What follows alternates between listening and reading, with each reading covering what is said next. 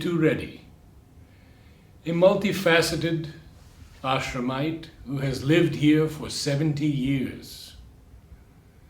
Kittu, you have been such a prominent figure in the ashram and have such a wealth of knowledge and experience that I hope you will accept our invitation to come again and again to record your remembrances. Today, I would like you to talk to us a bit about how you came to the ashram, and then a subject that is one of the most important in your life, education in the ashram. So I will start from the very beginning. When I came here in 1941, April 13th is the date that my mother told me. I don't remember it. And I came here not out of choice, but because my parents brought me here. Now I have to give you a background of my father. My father, as a young man in the early 1920s, joined politics. He joined the Gandhian movement. But later, within 2 or 3 years, he shifted over to Sri Das. And Sri Das had started his own political party called his Swarajya Party. In 1924, there were elections in India for what is known as the Legislative Assembly or Council. And my father was elected as a member of that group. So since he was connected to Sri Das, not physically, but when he came to Cuddalore on some political work, he decided in 1925 to visit Pondicherry and have a darshan of Sri Aurobindo. Sri Aurobindo had not yet retired. He came to Pondicherry by train, and as soon as he got down, he was arrested. Because being associated with the Sri Aurobindo means that you must be a terrorist. The gentleman who used to cut hair in the ashram, his name was Manodhar, very old ashramite. He told me that Sri Aurobindo wrote a letter of protest, and he was released the next day. I checked it up much later with my father. He said in one sentence, yes, that's all. So he came and he had a meeting with Sri Aurobindo in the ashram, I suppose downstairs. Details I don't remember. All that he told me was that he was bowled out. And he decided to take up spiritual life. So he went back and he came back to the ashram in 1927. Excuse me, did he see Sri Aurobindo at the time, the first time he came? He met Sri Aurobindo. He met him. I see. It was a very short meeting, but he was absolutely bowled out. These are the words that he used, right? So in 1927 he came back. He stayed in the ashram for approximately 10 months. He was living in the room where Diwan Bhai used to live, right across the Samadhi. This Diwan Bhai himself told me. And right in front of Nirod's room, and that door which leads to the staircase upstairs, there was a garden which was known as the Reddy garden because he was growing, I don't know what, fruits and flowers, not fruits, vegetables and flowers, right? But mother felt that it was premature for him to take up this yoga. He was not ready. So mother asked him to leave. And when the time comes, you can come back later. So he went. Now he was neither here nor there, in the two worlds, right? Anyway, he got married. The result is that Bharati and myself were born in due course. 1940, apparently there was some clash with the family members. He said, to hell with all this, I'm going to Pondicherry. So my mother and he brought my mother, and they came and settled in Pondicherry in 1940. They met mother, and soon they were admitted to the ashram. But my mother requested the mother, at that time children were not allowed, that she was very keen that I should be with her. So mother said yes. And so in 1941 I came, as far as I remember, with my grandmother and an auntie. When we came to Pondicherry, I used to live in a house, which is an old Tamil house, where Sunil has made his new building today. Right? Was Bharati born as yet? Bharati was born. She was born in 1939. Did she come? No. Only I was allowed. I see. I think she was too young, not even 2 years, right?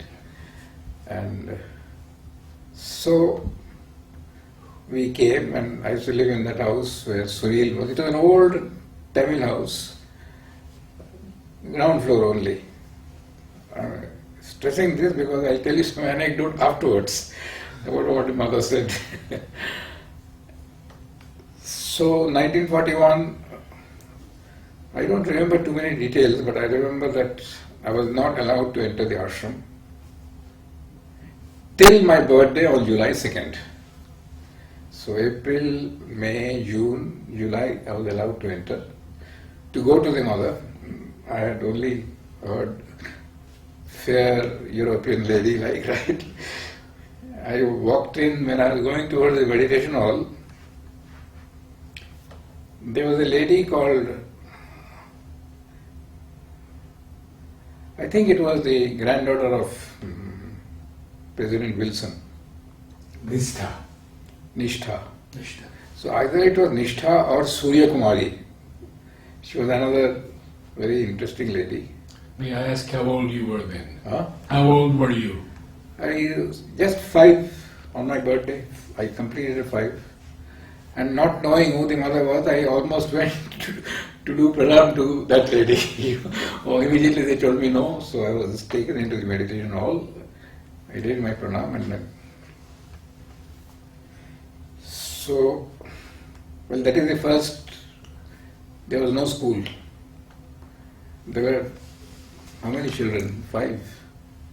Kuku was there. That is Asta's brother, who later on became ambassador to the United Nations, Thailand, etc., right?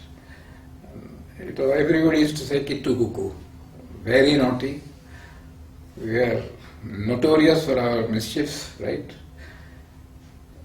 And there was another family that is known as the Agarwal family.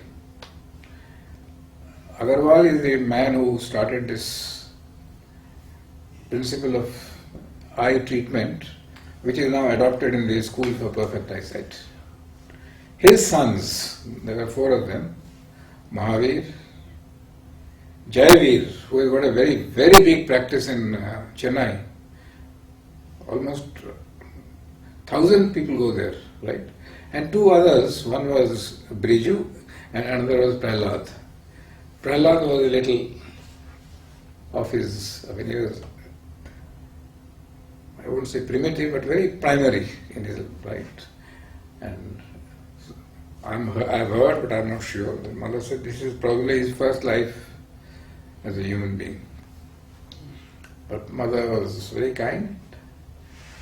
Then there was, within a few months, Abhay Singh's family, Prateep, Praveer, Lucy, their parents, they came and they used to live in that corner building right opposite Lalji Bhai's place. Prithvi Singh. They used to live, it was known as Michelle House, right? And Prithvi Singh was the father of Abhay Singh? No, Abhay Singh was staying elsewhere, but Prateep, Praveer and Lucy, their parents came, right? Her name was Rajsena. She used to live there, right? So, within a very short time, Devuda, Devkumar Devuda and his family, not Pranavda, Pranavda came and went.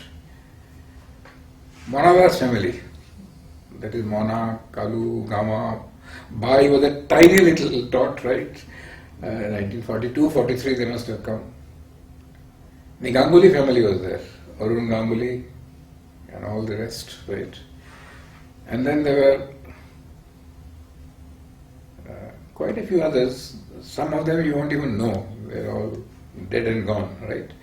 But they were here till the late 70s and early 80s.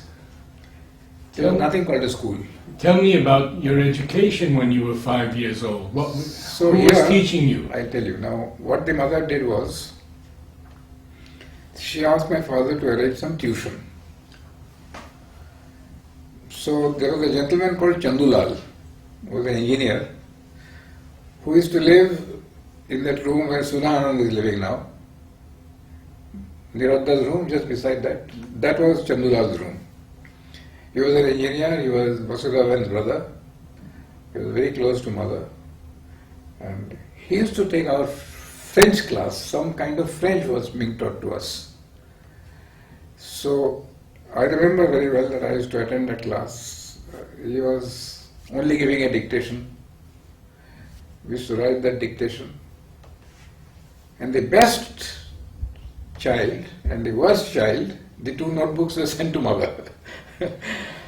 I have lost that notebook unfortunately, but I know that at least 4 or 5 occasions my notebook was sent up, not as the worst but as the best. I was quite good in languages, right? There was another gentleman called Shuttenda. He used to live in the ashram, in that room where Jaleshwar used to sit. The staircase is there, going up to Ravindra's room, just behind.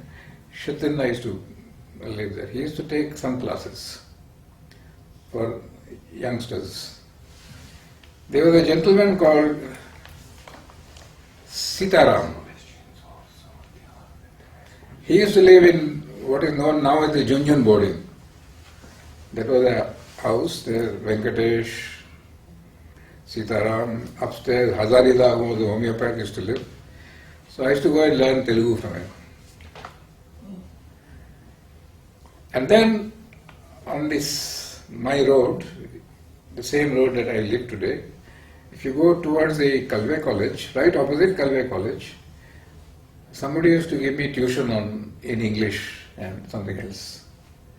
So this was the kind of little bit of some kind of education, right?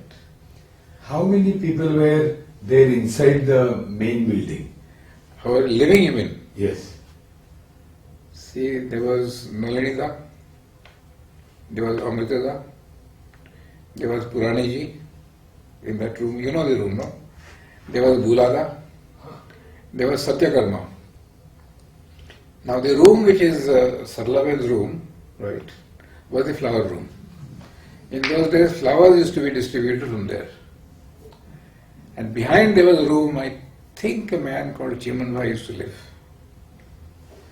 Then this side there was, Ravindraji was not there, Harikambhai was not there, Rajangam was there upstairs, right. Prithishingla was there, in that room beside the fruits, right. So Prithishing was there. And Nirodha of course was there, Diwanbhai was there, right. There was a gentleman called Radhanand. Suddhananda, I don't know whether Suddhananda Bharati or something, Radhanand. He used to live in that middle room where they distribute bulletins. And he left, I'm told, partially as a revolt, but afterwards he came back. But he was there for quite some time. And then... And maybe Champaklal, Mansidhar. Champaklal, Mansidhar, they were all there up there. Pavitrada, of course, was there, right? So, I think more or less they covered all, right? So we used to have this kind of education, and that room where you sell photographs today, right? That was known as the reading room. It was really a room where newspapers were put for some time. Afterward, that newspaper room was shifted to the fruit room where fruits are distributed. Mother called it the room of falsehood. Newspapers, right? So I remember what we used to go running there because our only passion was cricket, right? Cricket, football, and Mhm. Right? So, we had our early education there. Shunilda had come in 1942, and he used to have classes there. I mean, as a student, there was a gentleman called Muttayan, and Robi Ganguly was there. I wish you interview Robi Ganguly. He has a wealth of most interesting information about the mothers. He had a very close contact, right? And you should not forget him. I can tell you that he is absolutely brilliant. I mean, very interesting relationship with the mother. He could be very frank with her, and How your relationship with mother started? I will tell you. See, at the beginning, I won't say that I had any kind of relationship. We used to go there regularly. We used to meet her 5-6 times a day. 6 o'clock, 6:15, she used to come to the balcony, known as the balcony darshan. We used to all come there. Then at 9 o'clock she would come. It's called a window darshan. I don't know whether when you go to mother's room, you have to pass that room and then climb up the stairs, no? So there are 3 windows there. Mother would open the shutters and peep, and that was known as window darshan. Right? And I remember Anil Baran used to come there every day, and he would say, Victoire or doucement, and the reply was, Oh, divin Victoire. We would reply. At that time, the greeting in the ashram was not bonjour or good morning. It was Victoire à la doucement. So I will tell you Victoire à la doucement, and you will respond by saying, Oh, divin Victoire. It's a very interesting thing, right? I don't know how slowly it's disappeared, but in the early days, anybody coming to my house will tell my mother, Victoire à la doucement. And she would say, Oh, divin Victoire. Right? So, I can't pretend that I had any relationship till 1942, end of 43. Some very strange thing happened. My uncle, my mama, he had come, he had joined, and he used to work in what is known as the sanitary department, Jagdish Bhai's department, very small. It was very close to the, it was just beside Harpagon, right? My mother used to work with Padmasini, that is in Subhash's building. There was, her responsibility was to assist a lady called Padmasini who was in charge of the domestic servants. Servants would be sent to different departments, to different houses, and she would look after that. And there was a service called the hot water service. 4 o'clock in the morning, hot water would be made, boiled, right? And that hot water would be carried in buckets to different people's houses. Old people, mother had made, in those simple days when there was no technology, right? 1 danda and 2 buckets, and they would take it and leave it. And my mother used to get up at 4 o'clock and she would be there, right? What was the strength of the ashram? Which was, it was in front of Subodh's house, right? That was from there it used to go to different people. And I think even people like Narad and others used to get it. Now Padmasini was very close to Amritada. I don't know, related or very close. And therefore my first contacts with the mother were always through Amritada. Because my father, my mother used to write everything through Amritada. And Amritada was very fond of me, and little child going, running, playing in the meditation hall, he will call me, suddenly he'll give me 1 sweet, take and go play. And Narad would call me and say, take 1 sweet, 1 rasgulla, 1 something. It was lovely in those days. No, Kittu Reddy is speaking about 42 period, no? 1942. 42, 43, 44. So how many people lived that time in the ashram? In the ashram or The entire population of the ashram I at can't that give you a time? number, but I think it will be about 200, right? Little by little it started increasing. Now my contact with the mother started because of two persons. My uncle, my mama. He was a very ardent Sadhak, and he used to write letters, his diary to mother every day. One day in the evening, very naughty, playing about, hardly interested in anything serious, he started telling me stories of Sri Krishna. I don't know what happened to me, but I felt very genuinely moved. He said, I asked him, do you mean to say that Sri Krishna existed? He said, of course Sri Krishna existed, and he's there now in Sri Aurobindo. I don't know, something happened to me. I suddenly felt, my God, if it is so real. So that night, I didn't express it to anybody.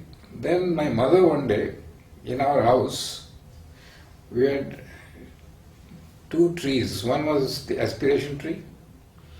Every morning she would collect all the flowers, put them in a dish, and go and hand them over to mother. And there was a plant with a pink flower. It was known as Thoughts Turned Towards the Divine. I think you know that flower. My mother used to call it Sweet Thoughts.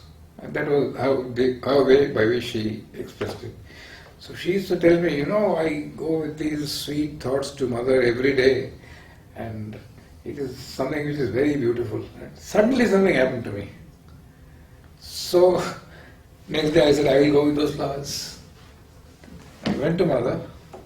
This is the beauty of her. As soon as she saw that there was an aspiration in me, she responded. I mean, before that I used to go, she would give the flower, she would give the toffee or whatever she had to give. But here suddenly she took me,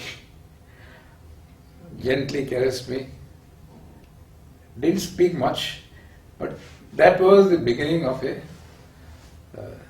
real inner contact with the mother. How much? 7 years old? 7.5, right? But then those contacts are very short-lived. Then you start playing and all the other monkeying starts, right? But it used to come, it used to keep coming. That was the time I clearly felt that this is my place. Till then, I was just part of the group, right? But then by that time I had really distinctly felt that, well, she is my mother. I was a very difficult child. Very naughty. I can't remember the year, must be 44. I was so naughty that my mother used to lock me in my house and go out for work, and I couldn't move out of the house till 9 o'clock, 9:30. So it must have been before 43, because after that the school started. So I used to stand in the window and keep shouting. So I saw Jalodda passing. I don't know if you know Jalodda, he was in charge of the dairy. And I knew that he would go to the mother. I told Jalodda, we are going to the ashram, going to mother, go and complain to mother that I have been locked up.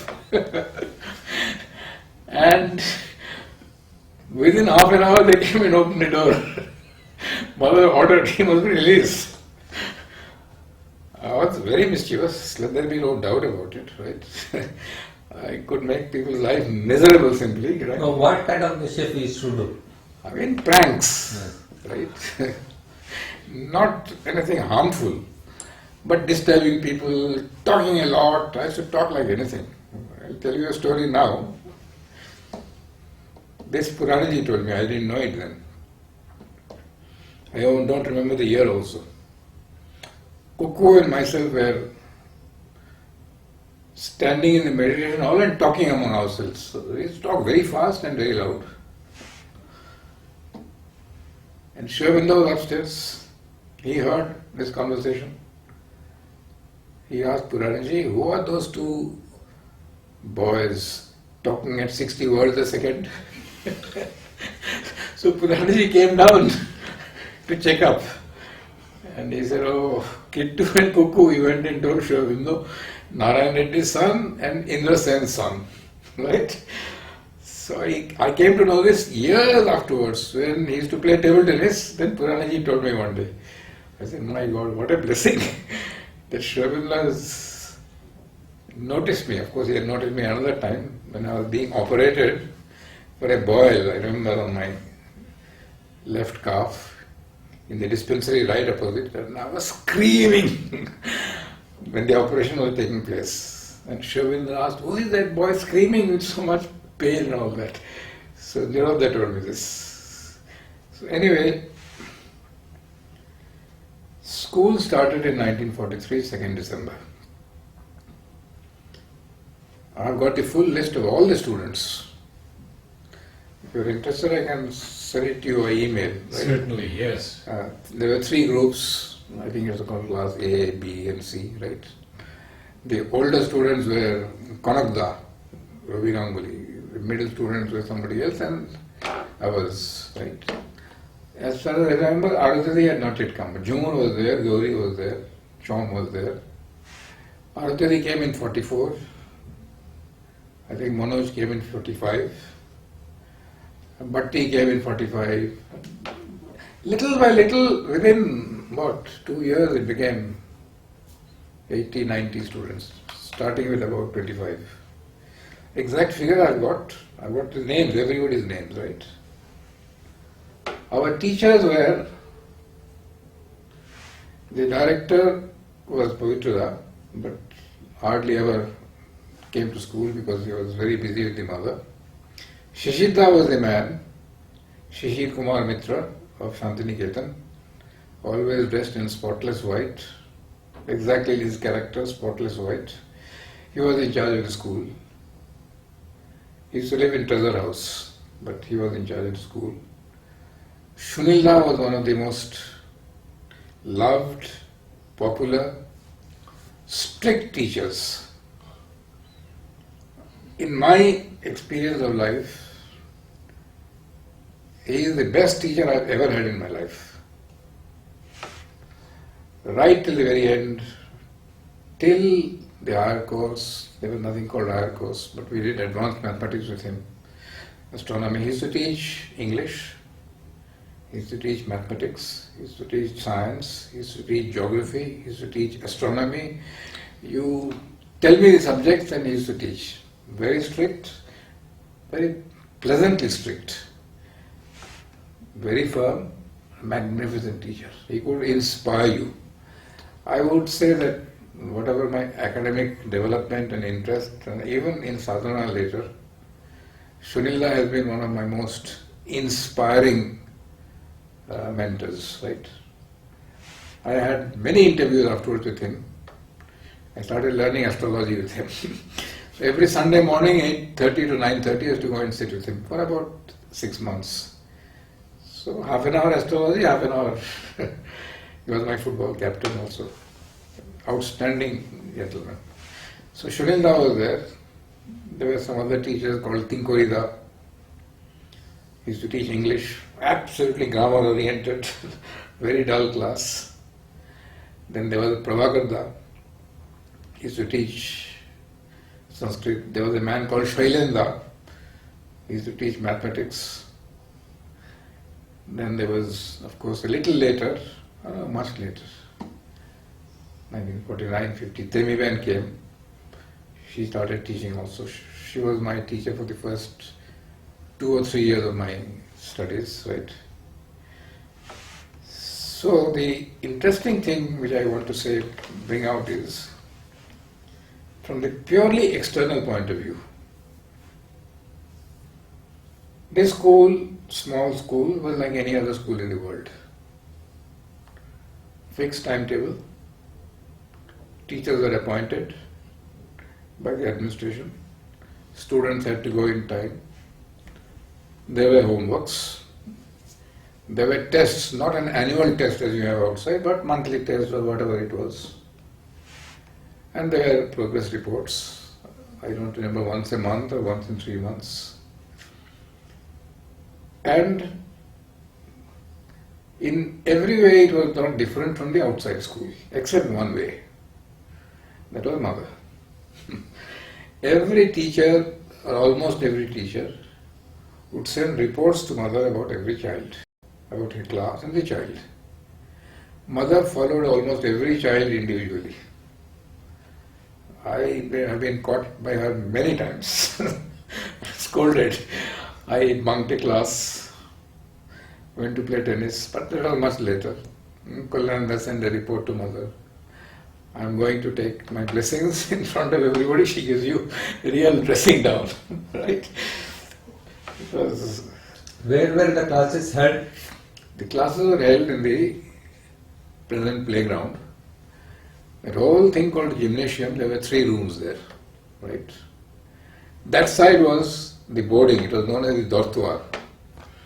This side where you have the gymnasium, there were classes, upstairs and downstairs, right? And that playground was a narrow strip was there, that was there, right?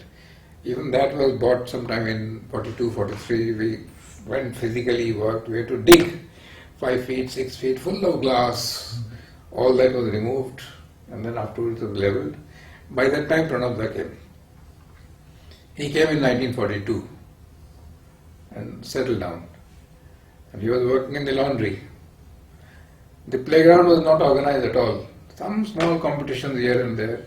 Mahavir Agarwal, he started organizing those competitions, right? 30-meter race, 20-meter race, things of that kind. Puraniji was made in charge of, or he got himself involved in the playground. It was not organized. I had a very interesting experience with him, which was the end of his playground career. He was a very vigorous, energetic gentleman. And we were all a little afraid of him. There is no doubt about that. So once in the playground, he called all the boys and we surrounded him and he was giving us a talk or come scolding or whatever it was, and he was gesticulating in his typical fashion and I was standing slightly behind him. He was facing that side, I was slightly behind him.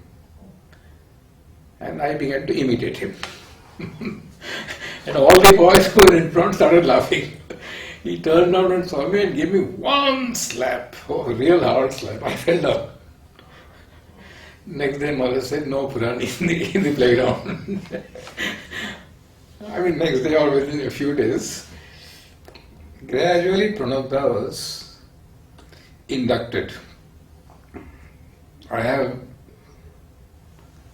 have done some work where I found out all the letters connected to the early playground, written by Shantida, Shumitradi, etc. to mother. And I could see slowly how mother was gravitating towards Pranab and ultimately made him completely in charge. Right? Otherwise there was a committee and there was a lot of politics. Right? You will see in those letters, everything is there. It is there in the playground, in the PD. I have collected it, xeroxed it and gave it to Pranabda. Pranabda has given it to Bharati Shah. It is still there, right? Very interesting letters. Gradually Pranabda began to take over the playground. What we used to do, where used to play anywhere. Cricket. A small place like this, playing cricket. Right opposite the governor's house, Ravi Ganguly stays. If you have gone to Ravi Ganguly's house, the door by which you enter, small courtyard. That is our cricket field. What to do? Nothing else to play. Table tennis. You will take 2 tables, join them up, put 5 books, become the net, and you start playing. Another place where we used to play was in front of the place which is known as the Gandhi statue today. Right? Now it is the Gandhi statue and Nehru statue. That central area we used to play anything, unruly, playing something. The older people, Kanakda, Shunilda, Amyada, right? They are all in their young, early 20s probably. If you go to Chivanbai's house, right opposite library, it has now become a hotel. As you enter, there is nice few stairs that go up, then a flat thing, then a few stairs that go down, then a long open veranda-like corridor, right? How many feet? It will be about 12 feet wide and 50 feet long. They used to have football matches there. Nowhere to play, So Srinila was captain of one team and 8 players aside used to play. Upstairs, Dara used to live. You must have heard of Dara. Very humorous gentleman. And we used to all go to him. We loved him. He was very amiable with children. Gave us toffees. Full of cats. 14, 15 cats in his house. And he used to sit on the window and he used to watch the football games that were being played downstairs. So that was the only organization that we had. There was nothing else, right? And of course, teasing people, disturbing people, your energy has to be released, no? There used to be meditation every evening. We were not allowed to go to the meditation, children. Till I don't remember the year, might be after the school started, we were allowed. And I remember Ranjuda telling me that before meditation I would come and sit outside, alone, bored. So I would go and talk to someone. So I would catch Ranjuda's hand. And he knew that after 15 minutes meditation is going to come. So he would start walking around the ashram. And I'm not leaving him. So when he comes in front of atelier, that turning is there, short turning. He would walk fast, quickly escape and enter the ashram. By that time, he had disappeared. So I remember that we used to all sit outside. Afterwards, to go and have dinner. And then mother would give darshan again at night. And we used to come there in the ashram, at least many of me and my friends. No, darshan at night in the ashram. Mother used to give blessings at 8:30, 9, it became 10, it became 11 once. And we were all sitting there. In meditation hall? Huh? In meditation hall? Or? Meditation hall. And we used to sleep. So in the reading room or in this room or that room, sleep soundly. At 11, 11:30 my mother would come, wake me up. Sometimes it was 8:30, sometimes 9, sometimes 9:30, sometimes 10. It depended on her work. She would go to Sri Aurobindo, come down. And we were sleeping. One thing which I would like to, although the mother was there, we had a lot of regard for her, but this avatar, divinity, all these things never entered our head. We looked upon her as, at least I looked upon her, I can't speak about we, as someone to whom I could go for everything. But not that kind of awe, which you think that, oh, divine, divine. Sometimes yes, but not always, right? It was, she was there, we are playing here, we least bother about what she was doing, right? Sometimes I regret that if I had been more conscious, might be I would have understood, right? But she never interfered. She just let us grow freely and awakened something in us, either by the atmosphere or by her presence or by her very gentle touch sometimes, right? And that would, kindle something. Then you start, then again you go back into the old ways of life. The second thing was that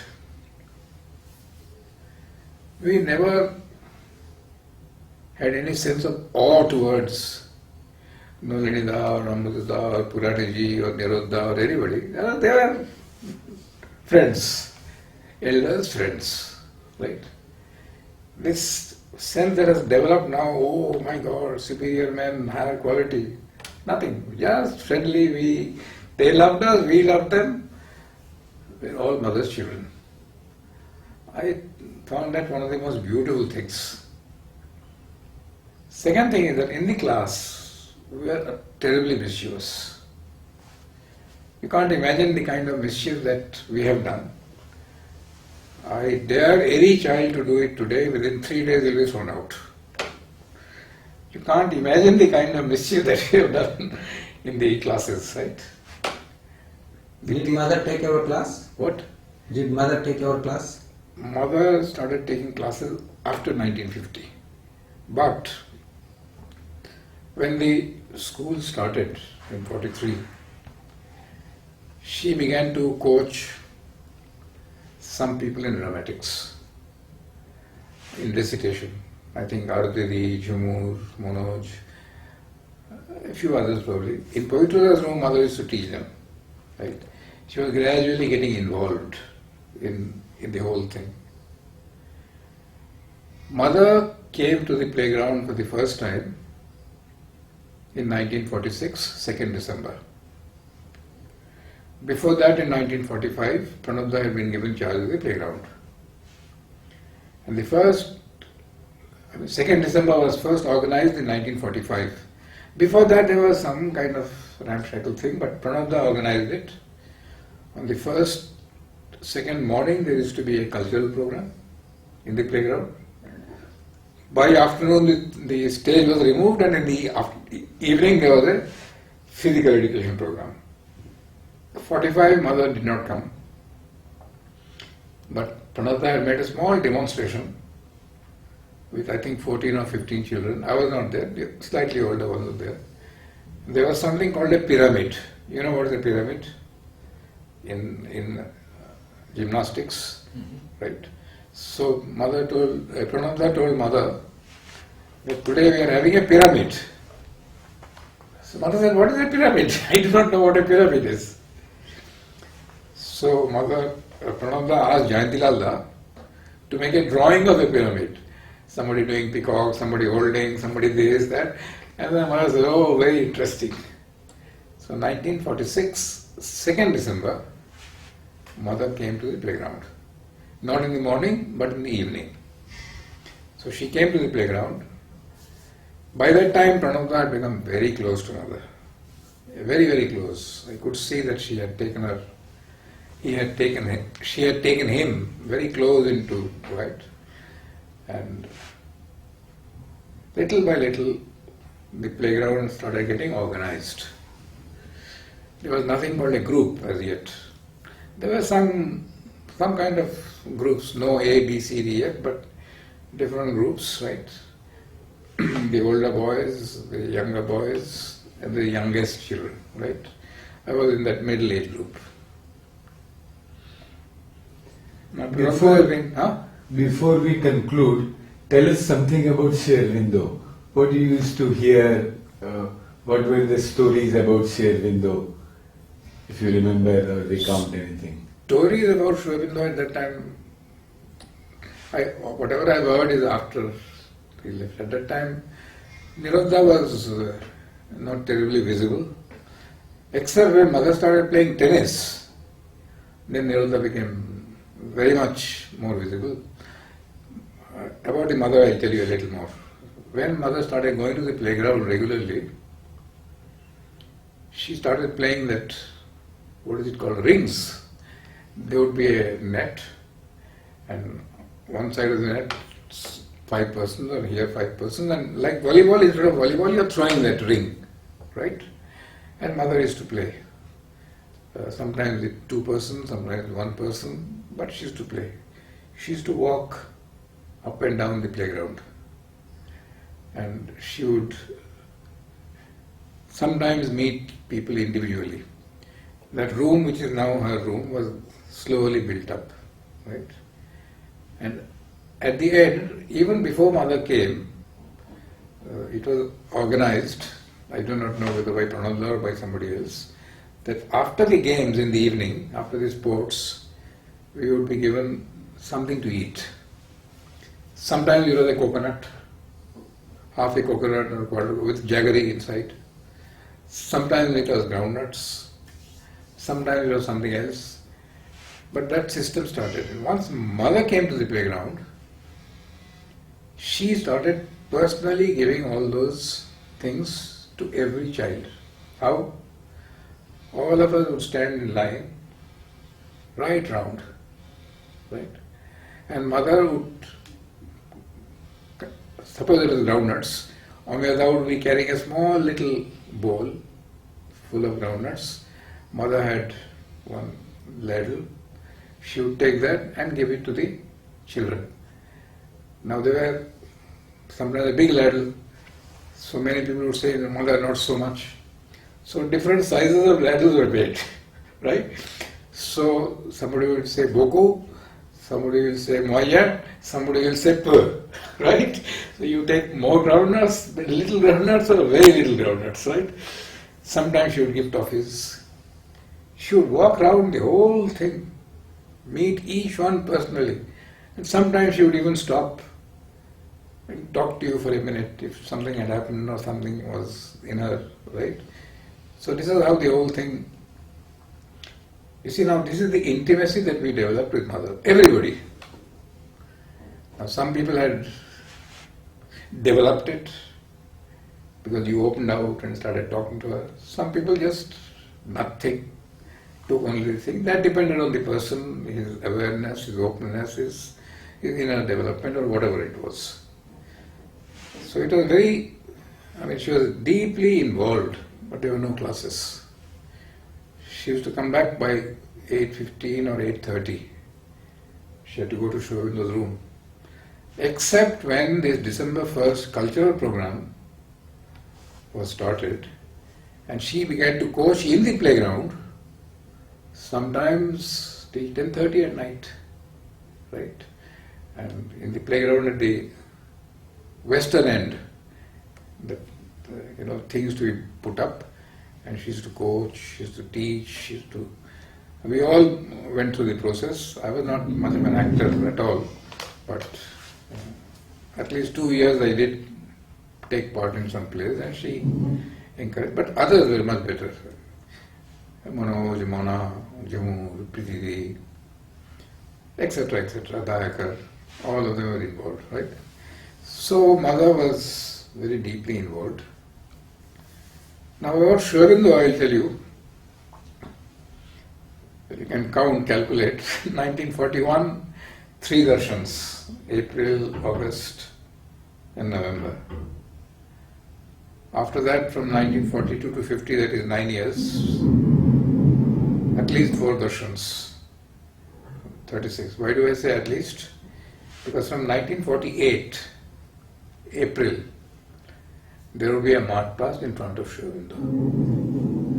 All of us would assemble on the balcony road in group formation, and then the groups would enter the ashram from the meditation hall door, climb up, go into the room where Sri Aurobindo would be sitting. Sri Aurobindo and the Mother would pass into that room. Typical march past, full uniform, without shoes only. We would go, we would salute in this sense that we would just turn our eyes and you would look at us, just pass through and come. And then afterwards we had our regular darshan. So 48, 49, 50 we had 2 darshans. Then 50 December when he left his body, I used to be there at least 100 times. I got up at 4 o'clock in the morning, my mother woke me up and I went. But after that I was the whole day in the ashram working, and whenever I got a chance I used to go up, right, and spend some time. So now if you ask me what was my impression, 3 things stand out very, very powerfully. One is the tremendous calm that was there. In fact, many years later, in 94, when I went to Badrinath in the Himalayas, saw those huge mountains, and I said, oh my God, this is Sri Aurobindo. Exactly that feeling, right? Absolutely unmoved.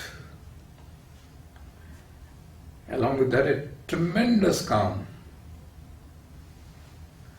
And along with that, perception, tremendous compassion.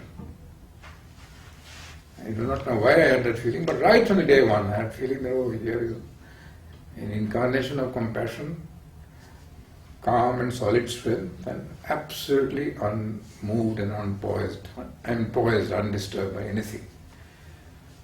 So that was the thing. Now, since you asked me, when the first March Past took place in 1948, I was one of the shortest boys in our group. At that time our group was known as C group. Now it has become D group. And the march past used to take place. The tall boys would go in front and I would go behind, naturally last. So myself and I think Bhatti was a little ahead of me, and so as we are passing in front of him, suddenly I saw Sri Aurobindo leaning towards the mother, saying something very gently. I couldn't hear, but I could see that he was talking, and there was a little smile on his face. It was a beautiful smile. Didn't understand anything, didn't know what happened. Just passed and came down. After the march past was over, Pranabda came down and said that Sri Aurobindo was very happy with the march past of you boys, right? And mother also was very delighted.